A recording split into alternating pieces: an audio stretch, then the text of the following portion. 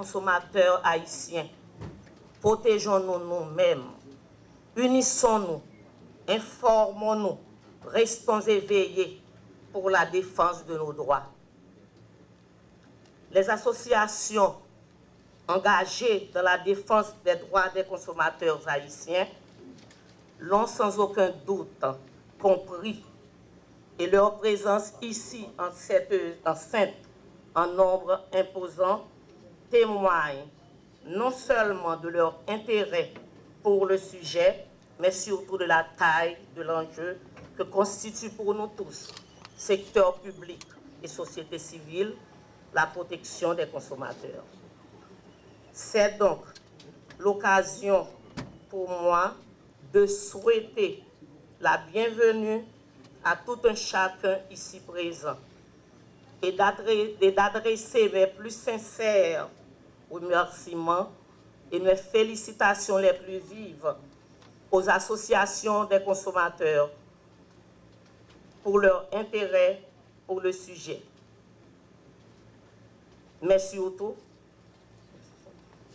c'est donc l'occasion pour moi de souhaiter la bienvenue à tout un chacun ici présent, les associations de consommateurs des 10 départements du pays qui ont fait le déplacement et surtout pour le courage dont ils ont fait montre, leur sens de devoir et de la continuité des démarches qu'ils entreprennent pour la protection et le respect des droits des consommateurs.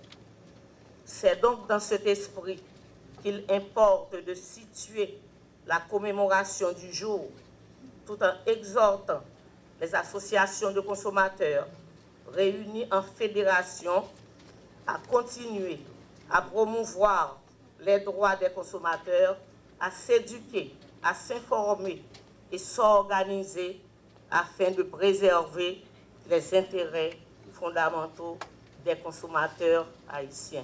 Ministère du Commerce et de l'Industrie, depuis maintenant 2 ans, les fait un ensemble d'actions dans le sens de vraiment permettre que nous parlons des commerces, les mêmes qui jouent le rôle que nous de locomotive pour la modernisation de l'économie haïtienne. Nous connaissons que l'économie haïtienne, c'est surtout une économie de subsistance. Côté, nous faisons des petites activités qui vraiment réduisent à l'échelle de quartier, réduisent à l'échelle de la commune, rarement à l'échelle intercommunale, rarement au niveau national. Donc, nous n'avons même qu'à penser le niveau international. Pour qui ça? Parce que nous ne pas respecter qualité et normes que ça exigeait pour nous-mêmes nous faire en commerce et qui, à travers une structure qui est en compétition permanente, toutes les chaînes de valeur sont en compétition permanente.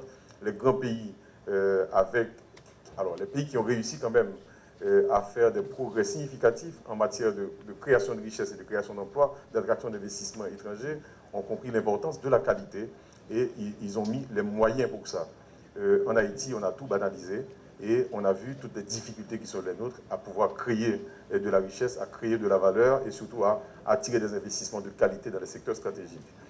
Et c'est pour ça que dans la dynamique, dans la perspective de mise en place d'une politique industrielle dans ce ministère, nous avons compris que le pilier de la qualité était un pilier majeur, un pilier incontournable qui n'était pas une option, c'était pas un luxe, c'est une nécessité pour moderniser l'économie haïtienne.